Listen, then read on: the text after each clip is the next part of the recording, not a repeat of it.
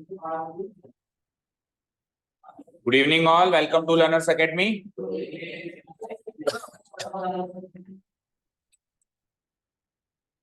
चलिए, तो कल की क्लास में हमने चैप्टर नंबर 7 का रिवीजन सेशन खत्म किया था, राइट? और रिवीजन सेशन को वहीं पे आप थोड़ा सा पॉज मारेंगे, विराम देंगे और पहले बचा हुआ कोर्स करेंगे। 3 ही चैप्टर्स बचते हैं out of the total course. तो पहला अब हमारा टास्क है कि पहले उन 3 चैप्टर्स को खत्म करना है लाइन बाय लाइन। 13, 14 एंड 15 भी है ना, मतलब 12, 13, 14 है, सॉरी। न्यू बुक में ये 12, 13, 14 है, पुरानी बुक में ये 13, 14, 15 कुल मिला के लास्ट 3 चैप्टर्स। तो इनको खत्म करेंगे एंड देन उसके बाद वापस आएंगे रिवीजन सेशन पे। जो चैप्टर छूट गए वापस उनका रिवीजन बाद में स्टार्ट करें, ठीक है? ये हमारा अगला प्रोग्राम है, ठीक है? सो चैप्टर नंबर 13 उस सीरीज में हमारा पहला चैप्टर है। जो बचे हुए 3 चैप्टर्स है उसमें से चैप्टर का नाम है सरफेस एरियाज एंड। अब ये चैप्टर का इंट्रोडक्टरी पार्ट बिल्कुल सेम है जो क्लास 9th में था, बिल्कुल सेम है जो क्लास 9th में। तो जो स्टूडेंट्स क्लास 9th में थे, पढ़ के गए थे, उनको तो काफी आसान लगेगा। हाँ, क्वेश्चन थोड़े से एडवांस होंगे बट इंट्रोडक्टरी पार्ट बिल्कुल सेम वैसा का वैसा ही है, ठीक है? थोड़ा सा आपका बैलेंस बैठ नहीं पाया, नहीं तो 9th एंड 10th का हम साथ में इंट्रोडक्शन करवा सकते हैं इस चैप्टर का। उनका तो हो गया 9th में, तो चलो कोई बात नहीं, फिर से कर देंगे। और जो न्यू स्टूडेंट्स हैं उनको बड़े ध्यान से समझना पड़ेगा। सो एक बार हाथ खड़े करो, कौन कौन है न्यू स्टूडेंट्स? बस 2 ही जने न्यू स्टूडेंट, मतलब मेरे पास 9th में नहीं थे। आप 9th में थे मेरे पास? ओके, आते को मतलब ही नहीं है ना वैसे। ओके, चलिए आइए। सो chapter name is surface areas and volume. Start करते हैं। तो देखो, ये अकेला इकलौता ऐसा चैप्टर है हमारे मैथ्स के कोर्स में जिसमें थोड़ी बहुत बात 3D की करी जाएगी। थोड़ी बहुत बात किसकी करी जाएगी? 3D। जैसा कि अभी पिछला चैप्टर कोऑर्डिनेट ज्योमेट्री क्या है, वो 2D प्लेन पे था। उसमें हम कह रहे थे कि 3D स्पेस होता है, लेकिन कैसा होता है, क्या होता है, उसकी बातचीत हमने नहीं करी। इसमें एक्चुअली हम 3D स्पेस में उतर के चीजों को एनालाइज करेंगे, ठीक है? 3D स्पेस का मतलब ये नहीं कि हम कोऑर्डिनेट ज्योमेट्री के रेस्पेक्ट में 3D स्पेस देखेंगे, X axis, Y axis, Z axis, वो नहीं कह रहा हूं। 3D space in the sense of mensuration. भाई 3D स्पेस में जो चैप्टर का नाम है वो है मेंसुरेशन। इस चैप्टर का दूसरा नाम क्या होता है? मेंसुरेशन। कई बुक्स में इसका नाम होता है मेंसुरेशन। तो उस लिहाज से 3D स्पेस में देखेंगे। क्यों? क्योंकि जो ऑब्जेक्ट्स होते हैं उनको 3D स्पेस में ही प्लेस किया जाता है। किसी भी ऑब्जेक्ट को आप 2D प्लेन पे प्लेस नहीं कर सकते। जैसे कि मैंने कहा एक रेक्टेंगल को प्लेस करो, तो रेक्टेंगल को तो आप 2D प्लेन पे बना दोगे, लेकिन मैं कहूं क्यूबॉइड को प्लेस करो, तो you can not place a cuboid on a 2D plane. Cuboid को तो आपको 3D स्पेस में ही रखना पड़ेगा। मैं कहूं एक क्यूबॉइड को इस बोर्ड के अंदर छाप के दिखाओ, कैसे छापोगे? नहीं छापोगे ना, ज्यादा चिपका दोगे, इसको चिपका दोगे तो भी थोड़ा बाहर निकलेगा। वो बाहर निकलेगा तो 3D स्पेस में है कि नहीं है? वो 3D स्पेस में रहेगा, वो बोर्ड के अंदर नहीं समा सकता। रेक्टेंगल बोर्ड के अंदर समा सकता है, उसका थोड़ा सा भी पोर्शन बाहर नहीं निकल सकता, वो बोर्ड में ही है, जो भी जैसा भी है बोर्ड में ही है। समझ गए? क्लियर? समझ गए ना? तो स्टार्ट करते हैं हम चैप्टर के हेडिंग के बाद। हम पहले उन फिगर्स को और उन ऑब्जेक्ट्स के नाम सीखेंगे जो कि 2D में होते हैं और 3D में होते हैं। तो हेडिंग डालते ही आप सबसे पहले सब हेडिंग डालिए 2 डायमेंशनल फिगर्स कौन कौन से होते हैं। हमने जो भी सीखे हैं एक बार नाम हम फटाफट से रिकॉल करते हैं। स्टार्ट राइटिंग मौलिक।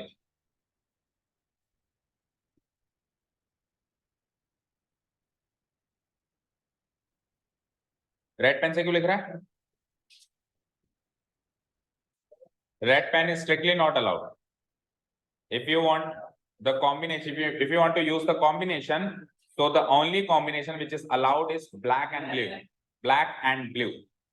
अगर आप कॉम्बिनेशन में करें तो black and blue, otherwise blue is fine, but not green pen, not red pen. ऐसे रंग बिरंगी कॉपी नहीं चाहिए, सतरंगी, ठीक है? और ना ही एग्जाम में अलाउड है। एग्जाम में तो इवन ब्लैक पे अलाउड नहीं, ओनली ब्लू। पर चलो अभी आप नोट्स बना रहे हो तो सुंदर दिखाई दे, तो you can use the combination black and blue. हाँ, आप ही रेड पेन क्यों यूज कर रहे हो? ये सारे के सारे लेके बैठे हो क्या? मास्टर बनना है सबको? हाँ, रेड पेन तो मास्टर की कलम होती है। ओके, आइए। So 2 dimensional figures के example are very much obvious to you, like triangle, quadrilateral, और क्वाड्रिलेटरल में भी स्पेसिफिक टाइप ऑफ क्वाड्रिलेटरल कौन कौन से होते हैं? Parallelogram, rectangle, square, rhombus, trapezium, kite, circle, ये जितने भी फिगर्स होते हैं 2D होते हैं। क्या होते हैं ये? 2D। इनको हम आसानी से 2D प्लेन पे बना सकते हैं, उनका इतना सा रत्ती भर भी हिस्सा उस प्लेन से बाहर नहीं निकलेगा, प्लेन में ही रहेगा।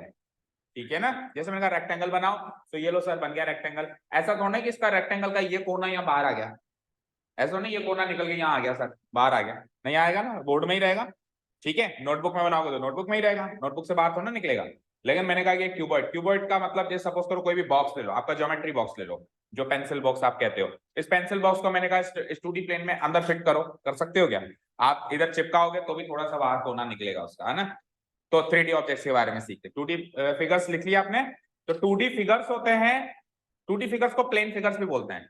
2D फिगर्स को क्यों बोलते हैं? क्योंकि प्लेन पे बनाए जाते हैं, 2D प्लेन पे बनाए जाते हैं। ओके, और 2D फिगर्स होते हैं, 3D फिगर्स नहीं होते हैं, 3D ऑब्जेक्ट्स होते हैं। क्या होते हैं?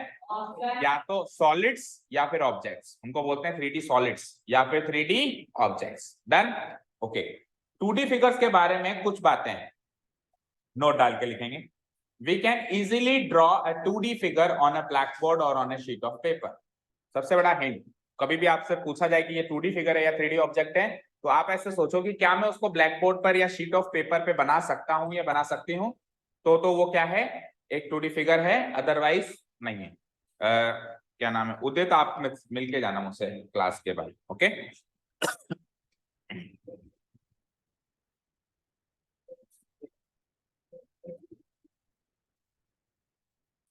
okay, second point is we generally find out perimeter and area of a 2D figure. एक 2D फिगर का क्या क्या निकाला जा सकता है?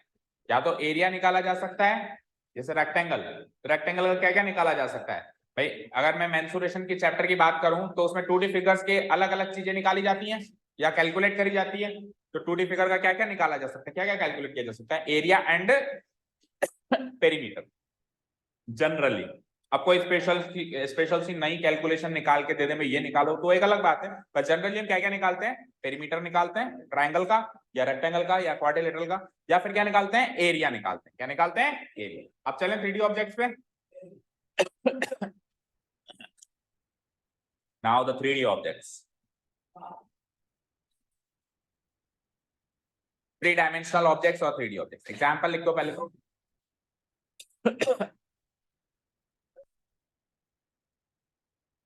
क्यूबॉइड, क्यूब, सिलेंडर, कोन, स्फीयर, हेमिस्फीयर, फ्रस्ट्रम और माइंडेड, आगे लिखा हुआ है एक्सेट्रा, यानी खत्म नहीं हुए, और भी हैं, लेकिन हमारे कोर्स में नहीं। इवन शायद फ्रस्ट्रम भी हमारे कोर्स में नहीं है, 4th एक्सरसाइज में था शायद वो, और 4th एक्सरसाइज तो कटी गई, बता देंगे। बाकी ये तो है से क्यूबॉइड, क्यूब, ये 6 तो है ना, और भी होते हैं जैसे कि पिरामिड, जैसे कि prism, okay, triangular pyramid, rectangular pyramid, बहुत सारी चीजें और भी होती है ना। अब नोट डाल के लिखिए कि हम एक 2D प्लेन पर, ब्लैक बोर्ड पर या शीट ऑफ पेपर पर एक 3D, ये फिगर लिखा हुआ है, फिगर को काट के ऑब्जेक्ट करो, बिकॉज फिगर नहीं होता, 3D तो ऑब्जेक्ट होता है। 3D ऑब्जेक्ट इजीली नहीं बना सकते, अगर बनाओगे तो वो एक जुगाड़ वाला तरीका होगा, समझे भाई? अगर मैं कहूँ क्यूबॉइड बनाओ, जैसे एग्जाम में क्वेश्चन आ गया तो फिगर बनाने की जरूरत पड़ रही है तो बनाओगे आप, लेकिन आप एग्जैक्ट थोड़ा बना पाओगे। एग्जैक्ट का मतलब क्या भी बताता हूं मैं। देखो, फिगर को काट के पहले तो ऑब्जेक्ट लिखो,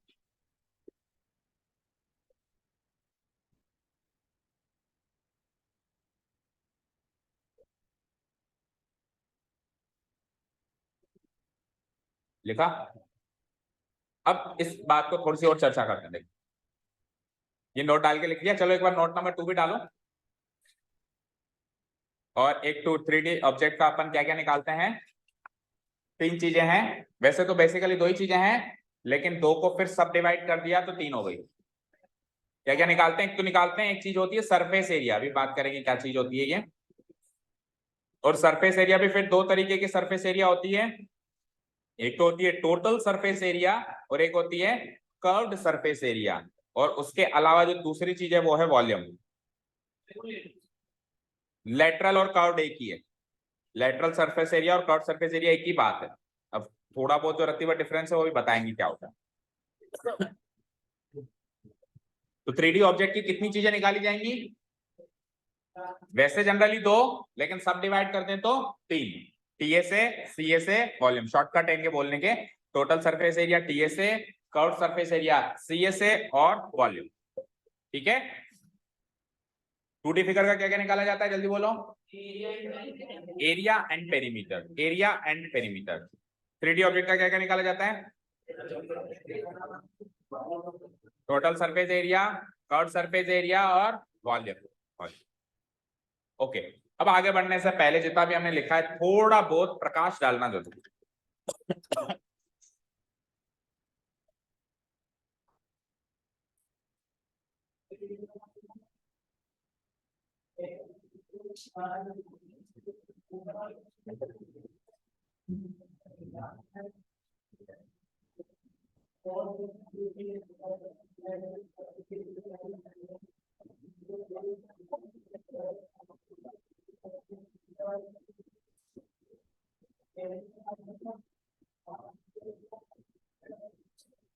हो गया, करें आगे की बात। सबसे पहले तो इन्हीं दोनों पॉइंट्स की बात करते हैं। देखो पहला पॉइंट क्या था कि हम एक 3D ऑब्जेक्ट को इजीली नहीं बना सकते। अब क्या मतलब होता है इजीली बनाना या बनाना है? देखो फॉर एग्जांपल मैंने लीजा को बोला, लीजा बेटा एक रेक्टेंगल बनाओ। लीजा ने कहा सर रेक्टेंगल में लेंथ एंड ब्रेड्थ होती है। तो मैंने कह दिया लेंथ तो ले लेना 7 सेंटीमीटर और ब्रेड्थ ले लेना 3 सेंटीमीटर। तो Lisa what will Lisa do? Lisa will take a scale, protractor, जो भी इंस्ट्रूमेंट्स है उसकी मदद से वो एक रेक्टेंगल तैयार कर सकती है ना। बताओ इज इट फिजिबल और नॉट? फिजिबल का मतलब होता है मतलब पॉसिबल और नॉट। अब ऐसा नहीं कि मेरा मूड ही नहीं है मैं क्यों बनाऊं। I am talking about feasibility, possibility. Possible तो है ना, या फिर गलत बन गया वो एक अलग बात है भाई। 90 डिग्री के एंगल्स बनते हैं लेकिन नहीं बन पाए वो एक अलग बात है। पॉसिबल तो है ना भाई। हम अगर ध्यान से करें तो बिल्कुल परफेक्ट रेक्टेंगल बनेगा नहीं बनेगा? उस परफेक्ट रेक्टेंगल के अंदर ये 7 सेंटीमीटर होगा नहीं होगा, और ये 3 सेंटीमीटर होगा नहीं होगा? हो सकता है ना। ऐसा तो नहीं कि सर मैं तो 3 सेंटीमीटर बनाने की कोशिश कर रहा हूँ लेकिन 2.9 ही बन रहा है, तो वो कुछ ना कुछ गलती है। बाकी चाहे तो हम एग्जैक्ट 3 ही बन सकता है ना।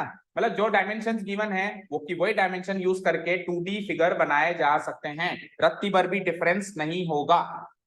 चाहे तो वी कैन इजीली ड्रॉ लिखा हुआ है ना। ठीक है। अब दूसरी चीज, अब मैंने कहा क्यूबॉइड बनाओ। तो क्यूबॉइड में लीजा कहेगी सर हाइट भी दो, क्योंकि अभी आपने पढ़ा नहीं हालांकि क्यूबॉइड, लेकिन क्यूबॉइड में 3 डायमेंशन होगी, लेंथ, ब्रेड्थ, हाइट। तो क्यूबॉइड में लीजा कहेगी हाइट भी दो, तो मैंने कह दिया हाइट ले लो 2 सेंटीमीटर। हाइट ले लो 2 सेंटीमीटर।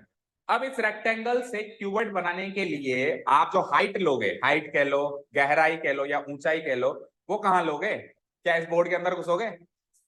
हाइट कैसे लोगे, या बोर्ड के बाहर कैसे आओगे? नहीं आ सकते ना। तो आप जुगाड़ लगाओगे। जुगाड़ पता है कैसा लगाओगे आप? ऐसा, सर ये ले लो 2 सेंटीमीटर, ये ले लो 2 सेंटीमीटर, टेढ़ी ले लो ऐसे टेढ़ी, क्योंकि बाहर तो जा ही नहीं सकता ना मैं, बाहर तो जा ही नहीं सकता। जो लोग ड्राइंग या पेंटिंग करते हैं उनको एक चीज पता होगा कि अगर आपको 3D में कोई चीज दिखानी होती है पीछे की साइड, तो आप टेढ़ी बनाते हो, है ना। समझते हो नहीं बात को? तो आप इतना तो कॉमन सेंस है कि हम टेढ़ी बनाते हैं। तो वो जुगाड़ ही है ना, हम बना थोड़ा पा रहे हैं, हम जा थोड़ा पा रहे हैं अंदर गहराई में, हम जुगाड़ कर रहे हैं। So like this you will draw. आप कहोगे सर मैं तो एग्जैक्टली 2 सेंटीमीटर नाप के भी बना दूंगा। ठीक है, तो क्या ये 2 सेंटीमीटर आपके नाप के अगर आपने बनाया तो क्या ये परफेक्ट क्यूबॉइड है? क्या ये परफेक्ट क्यूबॉइड अभी भी नहीं है। अब उसका कारण सुनो क्यों। मानते हैं कि आपने स्केल से नाप के ये 2 सेंटीमीटर बनाया होगा, 2 2 2 और 2, और स्केल से नाप के आपने ये 7 7 और ये ब्लू वाली लाइन भी 7 और ये 7, और स्केल से नाप के आपने ये 3 ये 3 ये 3 और ये 3 बनाई है। 12 साइड्स होती हैं। अभी डिटेल में देखेंगे, अभी मैं शॉर्ट जनरल कैजुअल बात कर रहा हूँ, है ना। मानते हैं आपने स्केल से नाप चोक करके बनाया होगा और आप क्लेम करोगे सर जो आपने डायमेंशन कही है मैंने बना दी, तो हम तो 3D ऑब्जेक्ट को 2D प्लेन पे बना पाए। बेटा क्यूबॉइड में है ना, हर डायमेंशन एक दूसरे से परपेंडिकुलर होती है, हर डायमेंशन एक दूसरे से ये देखो बेटा, लेंथ को ब्रेड से तो आपने परपेंडिकुलर किया है, लेकिन जरा आप प्रोटेक्टर लेके नापो, डी जिसको आप बोलते हो, क्या ये लेंथ और ये हाइट एक दूसरे से परपेंडिकुलर है, या ये ब्रेड्थ और हाइट है? नहीं है ना। तो आप जुगाड़ी कर आप लगा पाए, आप एंगल तो परफेक्टली 90 डिग्री के नहीं बना पाए ना, नहीं बना। जैसे रूम है, अब ये रूम एक क्यूबॉइड है, तो देखो ये लेंथ ये हाइट एक दूसरे से परपेंडिकुलर है या नहीं है? अच्छा ये लेंथ ये ब्रेड्थ ये भी एक दूसरे से परपेंडिकुलर है या नहीं है? अच्छा ये ब्रेड्थ ये हाइट ये भी एक दूसरे से परपेंडिकुलर है या नहीं है ना? नहीं है। तो तीनों डायमेंशन एक दूसरे से म्यूचुअली परपेंडिकुलर बोलते हैं इसको। म्यूचुअली परपेंडिकुलर होना है आपस में, एक बार में दो को लो तो हमेशा परपेंडिकुलर निकले, इसको हम क्या बोलते हैं? Mutually perpendicular. लेकिन हम इस फिगर में नहीं बना पा रहे हैं ना, तो इसीलिए ये एक 3D ऑब्जेक्ट है, ये एक 2D प्लेन फिगर नहीं है, क्योंकि अगर होता तो जो डायमेंशन गिवन होती उसके अकॉर्डिंग काम मतलब मैं फिगर ड्रॉ कर पाता। समझ गए? तो पहले पॉइंट के मायने समझ गए आप कि वो क्या कहना चाह रहा है कि we can not easily draw, मतलब आप कुछ ना कुछ डायमेंशन तो गलत बनाओगे ही बनाओगे, चाहे एंगल ही गलत क्यों ना बनाओ। आप परफेक्टली सारे एंगल सही, सारे लेंथ सही नहीं बना सकते। अगर आप 90 डिग्री बनाने जाओगे तो शायद लेंथ छोटी बड़ी हो जाए, लेंथ को सही करने जाओगे तो एंगल छोटा बड़ा हो जाए। आप पूरा 3D ऑब्जेक्ट परफेक्टली नहीं बना सकते एक 2D प्लेन पे। ओके, ये इसका पहला हिंट है कि ये 3D ऑब्जेक्ट है। दूसरा हिंट नहीं, दूसरा हिंट नहीं है, दूसरा हम उसमें क्या क्या कैलकुलेट करते हैं, तो ये बताइए कि हमने सरफेस एरिया, जो कि दो तरीके के होते हैं, total surface area and curve surface area and volume. इस पॉइंट पे एक बार फिर से बाद में आएंगे, अब आगे बढ़ने से पहले सुनिए। हमने 2D plane, 2D figures and 3D objects के बारे में बात करी, लेकिन ये 2D figures and 3D objects बनते कैसे हैं एक बार शॉर्ट में उसके बारे में सीखते हैं। ये आपके चैप्टर नंबर 5 यूक्लिड्स ज्योमेट्री था, क्लास 9th में, उसमें इसके बारे में चर्चा की गई थी। क्लास 9th में चैप्टर नंबर 5 था इंट्रोडक्शन टू यूक्लिड्स ज्योमेट्री, तो ऑमिटेड रहता है हमेशा, उस चैप्टर में इसके बारे में चर्चा होती है। सुनिए, जैसे बायोलॉजी में सबसे छोटी इकाई या सबसे छोटी यूनिट सेल होती है, क्या होती है? सेल। और केमिस्ट्री में एटम। उसी तरीके से मैथ्स में होता है पॉइंट। या ज्योमेट्री की बात करूं, ज्योमेट्री की बात करूं तो मैथ्स में सबसे छोटा यूनिट क्या होता है? पॉइंट। क्या होता है बोलो? पॉइंट। ठीक है, पॉइंट का कोई भी डायमेंशन नहीं होता। इसमें कितने डायमेंशन होते हैं? It is 0 dimensional. It is, dimension का मतलब होता है कि उसके एट्रीब्यूट्स, एट्रीब्यूट्स का मतलब जैसे उसकी लंबाई, उसकी चौड़ाई, उसकी गहराई, उसका एरिया, उसका वॉल्यूम, ये सब उसके एट्रीब्यूट्स हैं। तो पॉइंट का ना तो कोई लंबाई होती है, होती है? कभी किसी ने कहा कि 3 सेंटीमीटर लंबा पॉइंट डालो, बोला किसी ने? या ऐसे बोला किसी ने 4 सेंटीमीटर चौड़ा पॉइंट लगाओ? नहीं बोला ना। या ऐसे बोला 100 सेंटीमीटर स्क्वायर के एरिया वाला पॉइंट लगाओ? नहीं ना। सो पॉइंट है 0 डायमेंशन, नथिंग, कोई डायमेंशन नहीं है इसके पास। अब जो पॉइंट्स के कलेक्शन से बनेगा वो होगी लाइन, और वो होगी 1 डायमेंशनल। वो क्या होगी? उसमें लंबाई होती है, उसमें क्या होती है? ओनली लंबाई। कभी भी लाइन में चौड़ाई नहीं होती। हम ऐसा नहीं कह सकते कि एक 3 सेंटीमीटर चौड़ी लाइन खींचो, हम लंबाई ही बता सकते हैं। समझ गए? क्लियर है? तो देखो, पॉइंट के कलेक्शन से जो मिला वो है लाइन, तो यानी 0 डायमेंशनल फिगर्स के कलेक्शन से जो चीज मिलेगी उसमें एक डायमेंशन बढ़ जाएगा, वो 1 डायमेंशनल चीज बन जाएगी। समझ में आ रहा है क्या कह रहा हूं मैं? नहीं समझ आ रहा? चर्चित आ रहा? ठीक है, तो पॉइंट के बाद अगला जो अगली इकाई होगी मैथ्स में, उसको हम कहते हैं लाइन। डन। और लाइन में कितनी डायमेंशंस होती हैं? Line is 1 dimension, line is 1 dimensional, और वो एक डायमेंशन होती है उसकी लंबाई। वो एक डायमेंशन भी क्या होती है? उसकी लेंथ, जिसको अपन कहते हैं। डन। अब लाइन के कलेक्शन से क्या बनेगा? ये लो एक लाइन बन गई। पॉइंट्स के कलेक्शन से क्या बना? Point point point point point point. इसके कलेक्शन से क्या बना? लाइन। अब लाइंस के कलेक्शन से क्या बनेगा? एक लाइन, दूसरी लाइन, तीसरी लाइन, चौथी लाइन, 5वीं लाइन, छठी लाइन, 7वीं लाइन, 8वीं लाइन। क्या बन रहा है? ये एक प्लेन फिगर। क्या बन रहा है? ये एक, जरूरी नहीं है रेक्टेंगल बने, कैसा भी बने, लेकिन एक प्लेन फिगर बनेगा जिसके पास लंबाई के साथ साथ चौड़ाई भी आ गई। समझ गए? सो लाइन के बाद अगला जो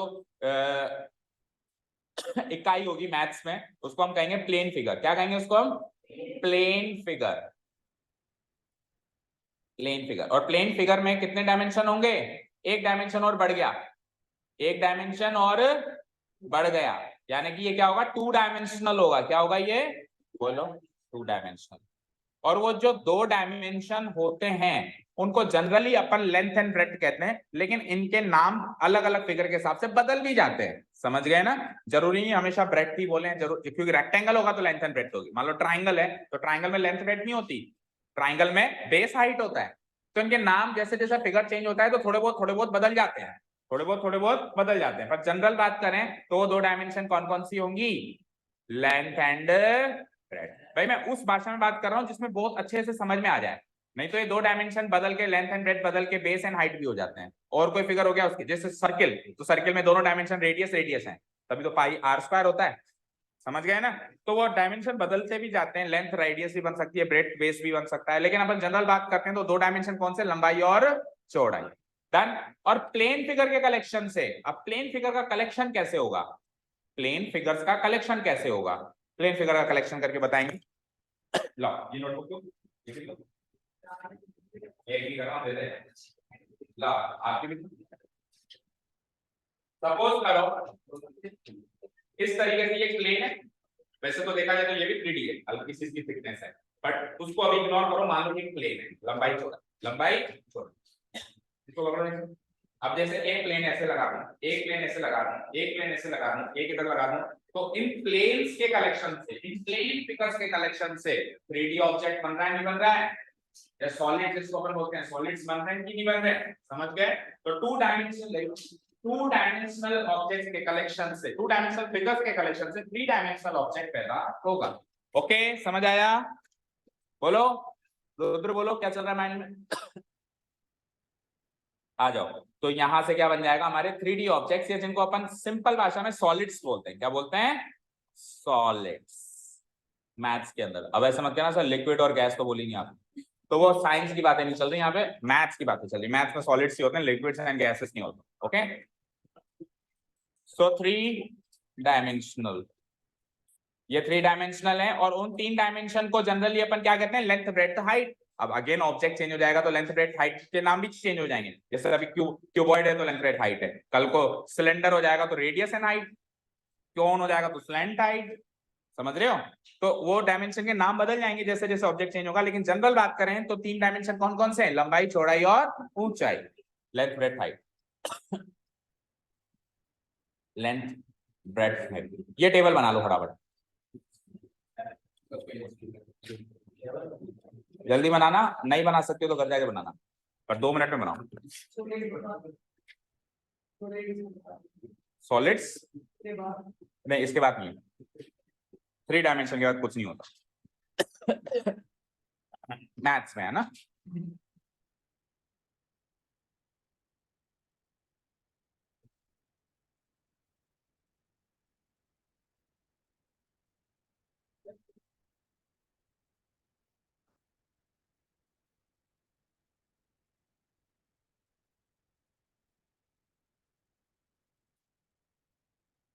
उस अगर चैप्टर की रीडिंग अगर आप लगाओगे, चैप्टर नंबर जो 5 है यूक्लिड ज्योमेट्री, तो उसमें पॉइंट की डेफिनेशन पता है क्या है? A point is something that has no part, उसके टुकड़े नहीं हो सकते, उसका कोई डायमेंशन ही नहीं है तो टुकड़े कैसे होंगे? समझ गए ना? वो आखिरी इकाई है, उसके और ब्रेक करके और छोटे टुकड़े नहीं बना सकते अपन। समझ गए?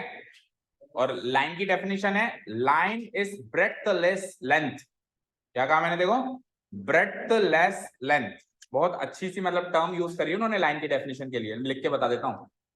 ब्रेडथलेस लेंथ, BREADTH, ब्रेडथलेस यानी चौड़ाई नहीं है, बस लंबाई है। ब्रेडथलेस लेंथ को लाइन कहते हैं।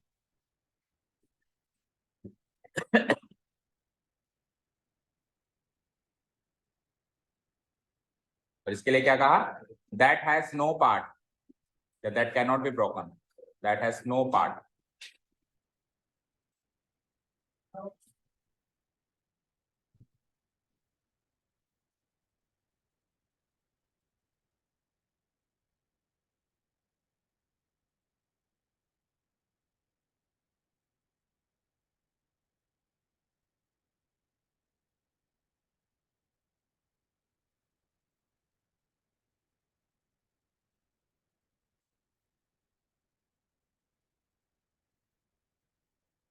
हो गया यहां तक? ओके,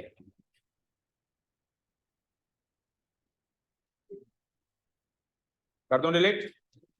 ओके, कर रहा हूं मैं डिलीट, है ना, बाकी अगर कुछ छूट जाए तो बात। तो ये समझ में आया?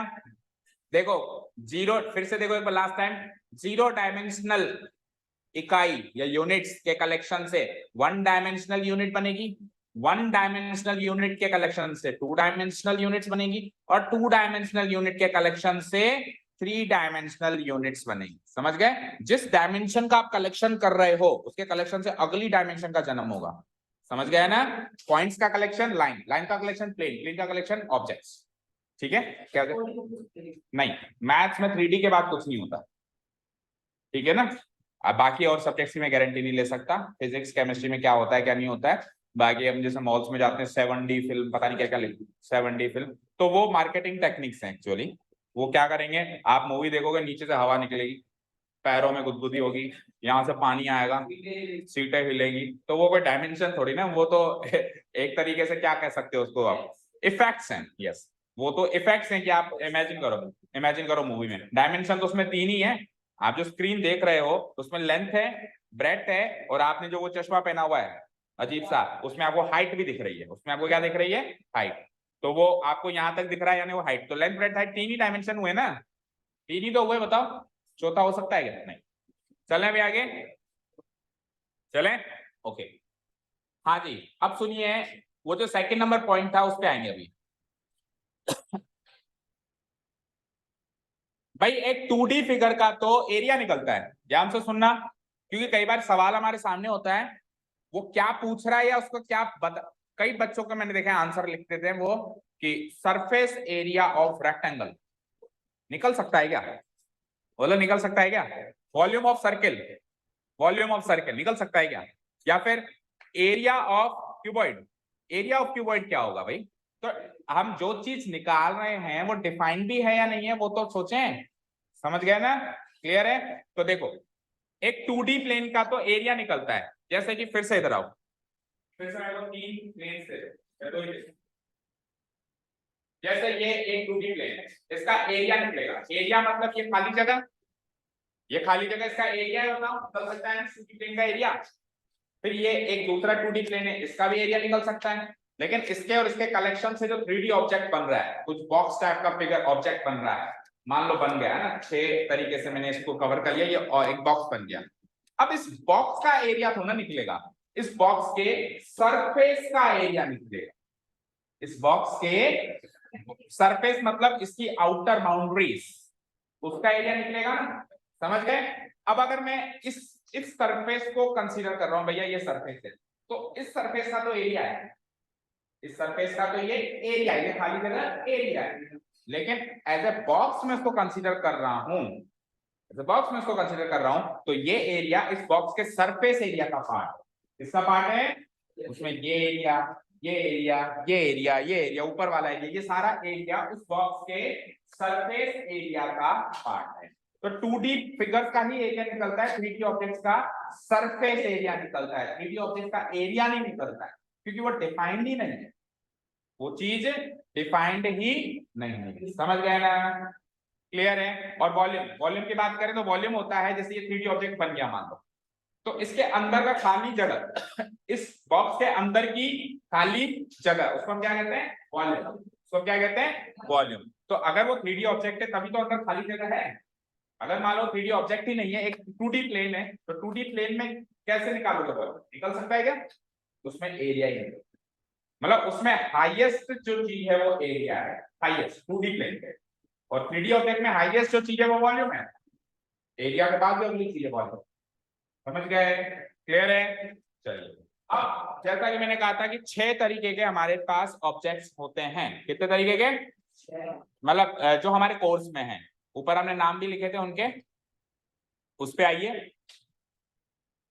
क्यूब एंड क्यूबॉइड को साथ में देखना है, फिर सिलेंडर एंड कोन, ऐसे तो अलग अलग है लेकिन एक बार पढ़ लेंगे तो दोनों को साथ में कंसीडर किया जा सकता है। And then sphere hemisphere again साथ में चलेंगे, और फिर फ्रस्ट्रम कोर्स में नहीं है, इसके बाद में थोड़ा बहुत बता देंगे। तो बेसिकली तो 6 है, नहीं तो 7 मान। इन 7 ऑब्जेक्ट्स के total surface area, curve surface area, volume. यानी कि एक ऑब्जेक्ट के 3 फॉर्मूले तो 7 ऑब्जेक्ट के कितने फॉर्मूले? 21 फॉर्मूले। इन शॉर्ट बात करूं तो ये चैप्टर के एंड तक हमको मुंह ज़बानी टिप्स में याद होने चाहिए। अगर आपको फॉर्मूला याद है तो हम क्वेश्चन को छू भी सकते हैं, नहीं तो जो क्वेश्चन है वो क्वेश्चन अपने आप में भयानक होगा, लेकिन फॉर्मूला याद नहीं है तो छू भी नहीं पाएंगे, बात ही नहीं कर पाएंगे उससे। ठीक है, अगर आपको फॉर्मूला याद है तो आप क्वेश्चन एटलीस्ट पढ़ना तो स्टार्ट कर लोगे कि हाँ ठीक है देखते हैं क्या कहता है ये, और फिर अगर अच्छे से पढ़ाई करके गए तो सॉल्व भी हो जाएगा। तो दैट मींस इस चैप्टर के एंड तक 21 फॉर्मूले याद होने चाहिए। बट डोंट वरी, अभी आपको मुश्किल टास्क लग रहा है, but we will help you out. हम क्या करेंगे, सीक्वेंस में अच्छे से इस तरीके से सीखेंगे इनके फॉर्मूला को ताकि रटना ना पड़े। हम कुछ सिस्टम से इसको सीखेंगे।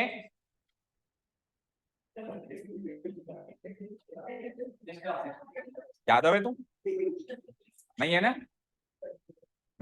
यादव होता तो तेरे मुंह पे सिस्टम अच्छा लगता। तू पहले तेरा सिस्टम सेट कर। कहाँ हो रखा है? कोई सिस्टम सेट नहीं हो रहा तेरा। 4 दिन आता है, फिर 5वें दिन गायब हो जाता है। क्या? मेरे को नहीं पता ना, तेरे को भी नहीं पता, और तेरे घर वालों को भी नहीं पता। चलो एक जना बता दे जो कहते तेरा सिस्टम सेट है, इंक्लूडिंग योर पेरेंट्स। मान जाऊंगा मैं। उस दिन आए थे, बोल के गए थे, बहुत कुछ सुना था मैंने भी। अच्छा, तो क्या जूनियर से बुलवाएगा? चलो ठीक है, इधर आ जाओ।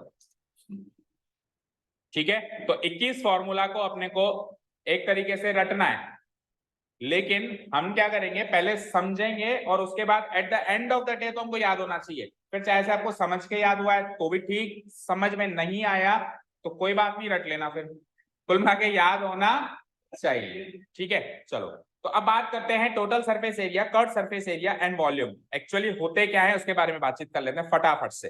ठीक है, और फिर हम क्या करेंगे, इन तीनों फॉर्मूला के एक जनरल फॉर्मूला याद करेंगे, जिसको अपन ने क्या बोला था, याद है? रामबाण फॉर्मूला। रामबाण फॉर्मूला, रामबाण क्या होता है कि जब कुछ ना लगे तो रामबाण लगता है। रामायण पढ़ी है ना आपने भाई? जब रावण बिल्कुल किसी भी बाण से नहीं मरा था तो एंड में राम बाण है, उससे तो मरेगा ही मरेगा। तो कोई क्वेश्चन अगर मान लो total surface area of cuboid याद नहीं आ रहा है, सीधे रामबाण फॉर्मूला लगाओ, उससे वो फॉर्मूला भी निकल के आ जाएगा, फॉर्मूला बन जाएगा। ठीक है, तो हम total surface area, curve surface area, volume के तीनों के रामबाण फॉर्मूले याद करने वाले हैं आज की क्लास में। कल से फिर अपन पहला ऑब्जेक्ट उठाएंगे, क्यूबॉइड। ठीक है, तो उन तीनों के रामबाण फॉर्मूले याद करने से पहले ये तो पता होना चाहिए कि इनका मतलब क्या होता है। ठीक है, तो बात करते हैं सबसे पहले curve surface area and total surface area. उससे पहले सरफेस एरिया, सरफेस एरिया समझ में आया? एक 3D ऑब्जेक्ट के सरफेस का एरिया, सरफेस का एरिया, सरफेस को बोलते हैं परत। क्या बोलते हैं? बाहरी परत। तो ये परत का एरिया या बाउंड्री के दो या उसके फेस के दो फेसेस का एरिया, या वो जगह जहां पे हम उसको टच कर सकते हैं उसका एरिया। समझ गए ना? जो जो चीज अपन टच कर पा रहे हैं वो सरफेस है। बोलो, जो जो चीज हम टच कर पा रहे हैं वो क्या है? सरफेस है। या फिर और भी एक एग्जांपल, एक हिंट ले लो कि कभी भी किसी ऑब्जेक्ट का सरफेस एरिया निकालना हो तो आप ऐसे सोचा करो, वो ऑब्जेक्ट अभी जिस पोजीशन में है उसमें उसके कौन सी पार्ट को आप पेंट कर सकते हो। जिस पार्ट को आप पेंट कर सकते हो, सपोज करो आपको टास्क मिला इस ऑब्जेक्ट को पेंट करके आओ, तो जो जो भी आपको उसका सरफेस दिखाई दे रहा है उसी को पेंट करोगे ना। जैसे मान लो एक बॉल दे दी मैंने कहा बॉल को पेंट करो, तो बॉल की बाहरी सरफेस ही तो दिख रही है, उसको तोड़ के अंदर थोड़ा पेंट करके आओगे? नहीं करके आओगे ना, नहीं करके आओगे। तो जो सरफेस दिख रहा है वही सरफेस एरिया है, बात खत्म। जिस सरफेस को आप पेंट कर सकते हो वही सरफेस एरिया है। ओके, अब सर ये दो दो क्यों है? Total surface area, curve surface area, दो दो क्यों है? पहले तो उसके बारे में बात करते हैं, तो सुनना इधर।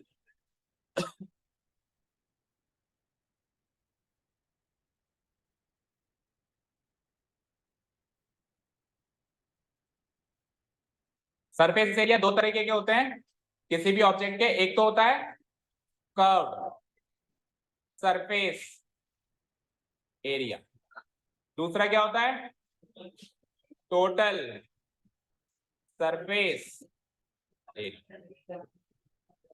ठीक है, ठीक है, अब सुनो,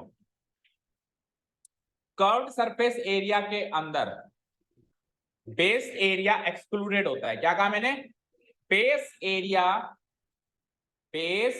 एरिया एक्सक्लूडेड होता है। क्या होता है? एक्सक्लूडेड होता है, उसको शामिल नहीं किया जाता। और इसके अंदर वो इंक्लूडेड होता है, इसके अंदर वो इंक्लूडेड होता है। यानी टोटल है ये, तो टोटल मतलब सब कुछ, बेस एरिया उसके अलावा बाकी वाला एरिया भी। तो इसमें बेस एरिया क्या होता है? इंक्लूडेड होता है।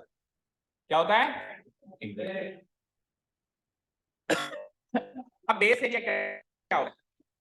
तो बेसिकली बेस एरिया वो एरिया होता है जिसके आधार पे वो टिका, जैसे फॉर एग्जांपल, और उसके सामने वाला, एक तो जिसके आधार पे वो टिका हुआ है और उसके जस्ट सामने वाला एरिया भी बेस एरिया माना जाएगा, क्योंकि ऐसे मानते हैं कि ऑब्जेक्ट को उल्टा भी तो कर सकते हैं। फॉर एग्जांपल ये पोडियम है, अब ये किस आधार पे टिका हुआ है? एक नीचे स्क्वायर टाइप का एरिया जिसपे वो टिका हुआ है, या रेक्टेंगल कह लो, तो वो उसका बेस एरिया है, वो उसका। और उसके सामने वाला एरिया ये टॉप एरिया, तो ये वाला एरिया और जस्ट इसके सामने वाला नीचे वाला एरिया, ये दोनों एरिया बेस एरिया में माने जाएंगे। आप ऐसे कहोगे कि सर इसके बलबूते तो टिका हुआ नहीं है, लेकिन इसको उल्टा कर दें, तो ऐसा माना जाता है कि बेस एरिया के सामने वाला एरिया भी बेस एरिया ही माना जाएगा। तो फिर ये दोनों एरिया तो उसके बेस एरिया हैं, उसके अलावा जो एरिया बच गए वो कौन से हैं? 1 2 3 ये 4, ये बेस एरिया नहीं है। तो इन 4 फेसेस का एरिया जब मैं निकालूंगा तो वो तो होगा कर्व्ड सरफेस एरिया, और इसके साथ अगर बेस एरिया भी शामिल कर दूं, पूरे के 6 फेसेस का एरिया निकाल दूं, तो उसको कहते हैं टोटल सरफेस एरिया। थोड़ा बहुत समझ में आया? थोड़ा बहुत समझ में आया? अब सुनो, कर्व्ड सरफेस एरिया का एक तो दूसरा नाम आप पूछ रहे थे उदित, लेटरल सरफेस एरिया, ये इसका दूसरा नाम है। ठीक है, तो कर्व्ड सरफेस एरिया या लेटरल सरफेस एरिया मतलब सिंपल सी बात है, दीवारों का एरिया। क्या कहा मैंने? बस, इससे बड़ी डेफिनेशन ही नहीं है। कर्व्ड सरफेस एरिया या लेटरल सरफेस एरिया उस ऑब्जेक्ट की दीवारों का एरिया है, और ये दीवारों के साथ साथ फर्श और छत का एरिया भी है। फर्श भी शामिल होगा, फ्लोर भी शामिल होगा, और मतलब टॉप एंड बॉटम भी शामिल होंगे। जैसे रूम है, इस रूम में 1 2 3 4 दीवारी का एरिया निकालू तो उसको कहूंगा कर्व्ड या लेटरल सरफेस एरिया। लेकिन साथ के साथ फ्लोर का एरिया एंड सीलिंग का एरिया भी शामिल कर दूं, 4 और 2 6 फेसेस का एरिया शामिल हो गया। Now it will be called as total surface area. बताओ समझ में आया क्या? नहीं आया? मौलिक नहीं आया? आ गया? कर्व्ड सरफेस एरिया या लेटरल सरफेस एरिया की डेफिनेशन क्या होती है बोलो? वॉल का एरिया, दैट्स इट, वॉल्स का एरिया। ठीक है, और टोटल सरफेस एरिया की डेफिनेशन टोटल एरिया, मतलब वॉल्स का एरिया तो रहेगा ही रहेगा, और साथ में बेसिस का एरिया भी इंक्लूडेड है, बेस एरिया इंक्लूडेड है, वो भी शामिल करना पड़ेगा। अब सुनो ध्यान से कि लेटरल और कर्व्ड में क्या डिफरेंस है। वैसे तो एक कैटेगरी में डाला है, लेकिन एक मामूली सा डिफरेंस है। जब दीवारें चपटी हो, जैसे प्लेन हो, प्लेन चपटी, तब तो कहते हैं लेटरल सरफेस एरिया। और जब दीवारें घुमावदार हो, तब घुमावदार दीवारें कैसे होगी? एक पानी की टंकी में बैठ, फिर देख देखो सामने की दीवारें, अभी दीवार की सफाई में मम्मी बिठाएगी कईयों को, अंदर जाके साफ सफाई, पानी ऊपर जो पानी की टंकी होती है उसमें करी होगी, कईयों ने नहीं करी। अभी करवाते हैं, इस बार मम्मी को फोन करते हैं। ठीक है, ठीक है, ठीक है ना। यहाँ पे एक बिल्डिंग है जयपुर में, अगर आप कभी आपको मौका लगाओ विजिट करने का, हाँ, MI रोड पे है, गवर्नमेंट हॉस्टल के सामने रिवॉल्विंग रेस्टोरेंट, रिवॉल्विंग रेस्टोरेंट नामक एक बिल्डिंग है ना, एक होटल है, रेस्टोरेंट है, उसके उसके उसके अंदर जाओगे तो जो रूम, उसकी जो दीवारें हैं जैसे कर्व है ना, या फिर बहुत सारे आजकल तो कॉलेजेस एंड स्कूल में जो ऑडिटोरियम्स होते हैं वो भी होते हैं, ऐसे मैंने देखा है, कर्व होते हैं ना। तो कोई बड़ी बात नहीं है, ऐसा एग्जांपल आप क्या, हाँ मैंने वही होने में तो अमेरिका में भी मैंने नहीं देखी, नहीं देखी, और मैं बता रहा हूँ ना जो जो मैंने देखी है, मेरे स्कूल में ऑडिटोरियम ऐसा था, तो ऑडिटोरियम में कॉलेज में भी हो सकती है ना। अभी इस बात पे डिस्कशन शुरू हो गया कि कौन सा स्कूल है ना, जो मुद्दा था उसको तो भूल जाओ, आप कौन सा स्कूल है। तो इमानुअल आगे नहीं बढ़ा क्या कभी भी? जब मैं पढ़ता था तब इमानुअल केवल 10th तक था, तो मैंने 11वीं 12वीं पढ़ी होगी कहीं ना कहीं, नहीं पढ़ी? नहीं, कोई डमी डमी होता ही नहीं था उसमें 20 साल तक। चलो ठीक है, तो ये समझ में आया। तो जब दीवारें ऐसे गोल हो, कर्व्ड हो, that is called curved surface area, और दीवारें जब ऐसे फ्लैट हो, जब भी then it is called as lateral surface area. लेकिन आप लेटरल सरफेस एरिया का नाम कर्व सरफेस एरिया या कर्व सरफेस एरिया का नाम लेटरल सरफेस एरिया यूज कर सकते हो, उसमें मार्क्स नहीं करते हैं, बट कोशिश करना कि आप सही वर्ड यूज करो। तो जैसे क्यूबॉइड है तो लेटरल, क्यूब है तो लेटरल, सिलेंडर आएगा भी सिलेंडर, सिलेंडर जैसे हमारे पानी की टंकी होती है सिलेंड्रिकल होती है, उसमें कर्व, और उसके बाद जब कोण आएगा उसकी कर्व। तो आप खुद पता लगा लो। हाँ कोण, कोण हिंदी में कोण ही बोलते हैं, हिंदी में कोण ही बोलते हैं, है ना, और इंग्लिश में कोण। ठीक है, क्लियर है? तो इन दोनों में डिफरेंस समझ में आया। अब इनका रामबाण फॉर्मूला सुन लीजिए, तीनों का रामबाण फॉर्मूला। सबसे पहले तो मैं कर्व्ड या लेटरल सरफेस एरिया का रामबाण फॉर्मूला बता रहा हूं। कर्व्ड या फिर जिसको हम लेटरल सरफेस एरिया बोलते हैं, आता है एरिया ऑफ फोर वॉल्स, सुना आपने? एरिया ऑफ चार दीवारी का एरिया, वो भी यही है, चार दीवारी का एरिया है, दीवारों का एरिया। भाई चार दीवारी का area, area of four walls क्या होगा? यही तो होगा ना, समझ में? लेकिन वो कर्व्ड वाले जगह पे उसका नहीं बोला जाता है एरिया ऑफ फोर वॉल्स। देखो एरिया ऑफ फाइव वॉल्स अगर दे दिया, लेटर से दे दिया, तो भी वो एरिया इस कैटेगरी का ही तो एरिया होगा, उसको निकालने का फॉर्मूला बदल जाएगा। लेकिन माना तो वो कर्व्ड या लेटरल सरफेस एरिया कहलाएगा ना। कई बार अपन कहते हैं कि घर की चार दीवारी में, तो हो सकता है उसके कमरे में तीन ही दीवारी हो, लेकिन बोलने में तो ऐसे आता है चार दीवारी में। कई बार अपन ऐसे कहते हैं कि चारों तरफ उसके चर्च हैं, तो हो सकता है कि तीन ही तरफ हो, लेकिन बोलने में तो ऐसे आता है चारों तरफ। तो उस बात को समझो आप, है ना। चार का मतलब एग्जैक्टली चार काउंट नहीं करना, अब एक दो तीन चार, चार का मतलब हर तरफ से। ठीक है, चारों दीवारें, पांचों जितनी भी दीवारें सारी, पांच है तो पांच, छह है तो छह। भाई बताना मुझे ऐसी बिल्डिंग जहाँ पांच दीवारें हो। क्या मैं बताऊं? तीन दीवारों वाला कमरा दिखाऊंगा तेरा, मैं दिखा दूंगा, निभाई में दिखा दूंगा। चलो देखो, कर्व्ड या लेटरल सरफेस एरिया। ओके सुनो, रामबाण फॉर्मूला आ रहा है आपके सामने, निकालने का रामबाण फॉर्मूला। उस ऑब्जेक्ट का कुछ बेस होगा, होगा नहीं होगा? उस बेस का निकाल लो पे। अच्छा उसका बेस जो होगा वो 2D होगा? उसका बेस, उसके चारों ये जितने भी फेसेस हैं सब 2D है ना, इनके कलेक्शन से तो 3D बना है। तो उसका अगर मैं पर्टिकुलर एक फेस की बात करूं तो वो तो 2D है, तो 2D का पेरीमीटर निकलता है, लिखवाया है मैंने, 2D का क्या निकलता है? तो उसका पेरीमीटर निकालो पहले, पेरीमीटर ऑफ बेस, और उसको किससे मल्टीप्लाई करो? हाइट से। Perimeter of base into height, ये होता है किसी भी 3D ऑब्जेक्ट का कर्व्ड या लेटरल सरफेस एरिया का जनरल फॉर्मूला। अब आप इसको क्यूबॉइड पे टेस्ट करते हैं, क्यूबॉइड पे टेस्ट करते हैं, तो क्यूबॉइड का जो बेस होता है वो रेक्टेंगुलर होता है, और रेक्टेंगल का पेरीमीटर क्या होता है बताओ? 2 इंटू एल प्लस, इतना तो सबको पता है। और क्यूबॉइड की हाइट को h बोलते हैं। अब इसको जब आप कंपाइल करोगे तो 2 इंटू एच पहले रखूं मैं, 2h into L plus B, यही होता है इसका सीए से आते हैं, बुक्स में चेक कर लो। 2h into L plus B lateral surface area of cuboid होता है। ये क्यूबॉइड पे टेस्ट करके बताया मैंने, क्यूब पे भी टेस्ट कर सकते हो, सिलेंडर पे भी टेस्ट कर सकते हो। अभी हम टेस्ट करने का काम फिर कल से शुरू करेंगे, अभी एक पे टेस्ट करके मैंने बता दिया। ठीक है, तो किसी भी ऑब्जेक्ट का, अब कल को आप कर्व सरफेस एरिया भूल गए तो आप उसका बेस सोचो क्या है, उस बेस का पेरीमीटर निकालो और हाइट से मल्टीप्लाई कर दो, तो बन गया ना फॉर्मूला। तो 6 के 6 ऑब्जेक्ट का फॉर्मूला हम बना सकते हैं ना इस जनरल फॉर्मूला से, रामबाण फॉर्मूला से। समझ आया? ओके, सो ये तो हो गया कर्व्ड या लेटरल सरफेस एरिया का रामबाण फॉर्मूला। अब आते हैं टोटल सरफेस एरिया, अब आते हैं टोटल सरफेस एरिया। तो टोटल सरफेस एरिया,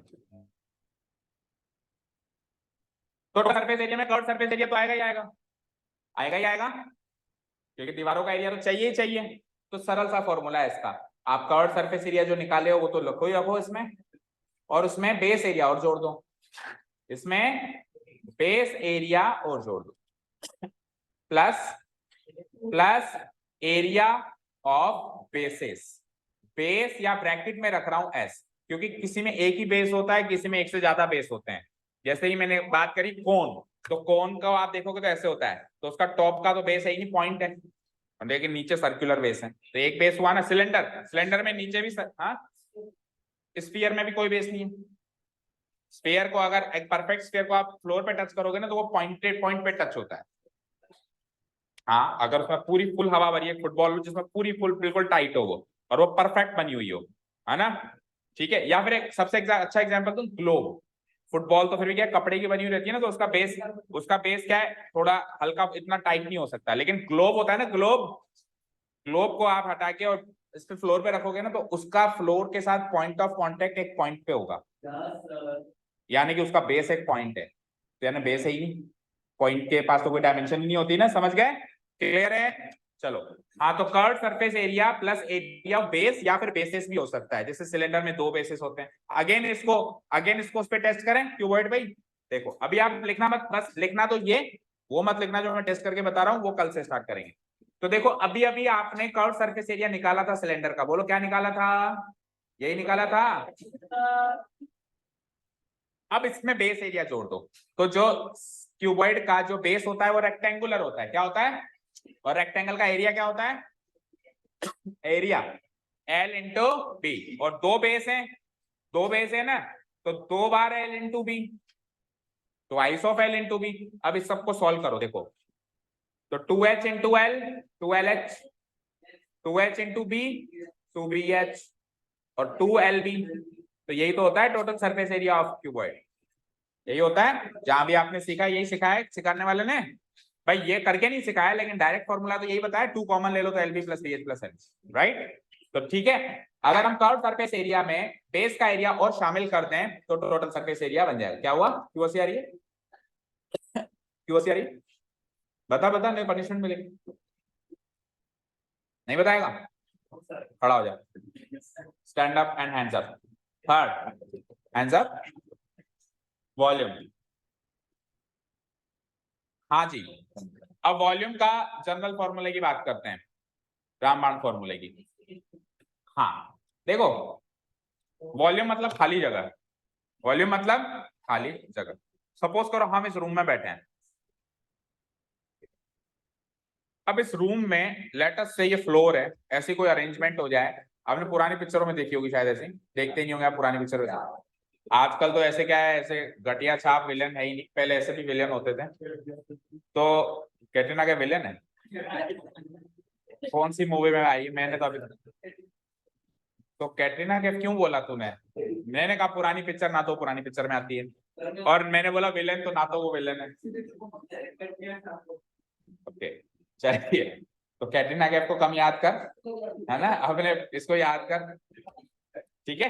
चलो आओ आज इधर देखो, अब लेटर से सपोज करो कि ये रूम है, हम इस रूम का जो फ्लोर है वो धीरे धीरे ऊपर हो जाए, वो धीरे धीरे क्या हो जाए, ऊपर, और ऊपर होके सीलिंग से टच हो जाए, तो ये जो फ्लोर है इसके वॉल्यूम के अंदर से गया नहीं गया, इस रूम के वॉल्यूम के अंदर से गया नहीं गया, बोलो, इस स्पेस, इस खाली जगह से होता हुआ गया नहीं गया, गया ना।